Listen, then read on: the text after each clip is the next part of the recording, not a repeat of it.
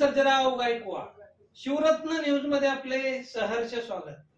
तुळजापूर तालुक्यातील दहिवडी शिवारातील enrich solar services private limited कंपनीकडून शेतकऱ्यांची फसवणूक। जमिनीचा भाडेपट्टा करार करूनही भाडे देत नसल्याने शेतकऱ्यांनी सुरू केले उपोषण आंदोलन।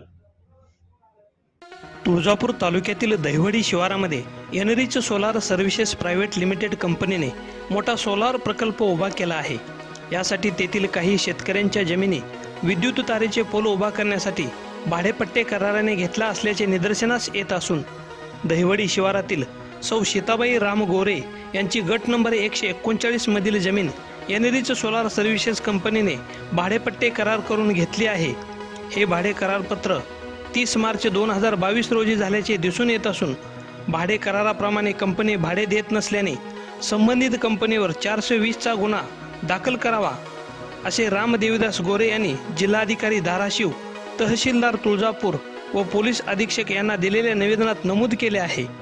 भाडे करार केल्यापासून फक्त एकदाच भाडे दिले आहे, त्यानंतर भाडे दिलेच नाही व भाडे मागितल्यास उडवाउडवीची उत्तरे देऊन उलटा तुमच्यावरच व तुमच्या मुलावर गुन्हा दाखल करून तुम्हाला अडकवतो अशा धमक्या कंपनीच्या संबंधित कर्मचाऱ्याकडून मिळत असल्याचेही शेतकरी राम गोरे यांनी जिल्हाधिकारी यांना दिलेल्या निवेदनात नमूद केले असून त्यांनी दिनांक 14 मार्च पासून उपोषण आंदोलन छेडण्याचा इशाराही दिला होता। त्याप्रमाणे राम गोरे यांनी दिनांक 14 मार्च 2024 पासून enrich solar services private limited कंपनीच्या दहिवडी शिवारातील सोलार प्रोजेक्टच्या गेटसमोर उपोषण आंदोलन सुरू केले आहे। मामा तुम्ही का बरं बसला उपोषणाला? उपोषणाला बसलो, आमच्या शेतातनं पोल गेले कंपनीचे आणि त्यांनी करार केलेला आमच्या संग। करार केलेला आहे त्यांनी 1 वर्षाचं पेमेंट दिलेलं आहे करार केल्याप्रमाणे। दुसऱ्या वर्षाचं आता 2 वर्ष संपून 3रं वर्ष लागले, त्याने आम्हाला पेमेंट काय केलेलं नाही। मग आम्ही त्याला काय म्हणणार, आम्हाला ते आमचं पोल काढून टाका आमच्या शेतातनं, आम्हाला तुमचं पेमेंट नको आहे। मग आता काय म्हणतात ते?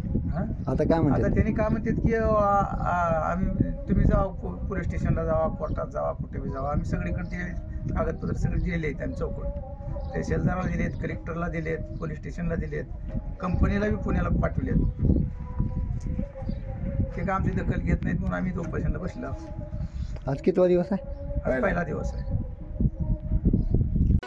एकीकडे आसमानी सुलतानी संकटात सापडलेल्या शेतकऱ्याला पुन्हा धनदांडग्याने फसविल्याने शेतकऱ्यावर आत्महत्या करण्याची वेळ येणार नाही का? याला जबाबदार कोण असा सवाल नागरिकांमधून उपस्थित केला जातोय।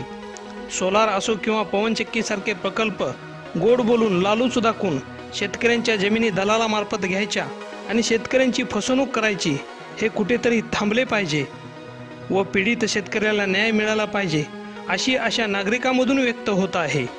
प्रतिनिधी धर्मराज काशीद, शिवरत्न न्यूज, दहिवडी।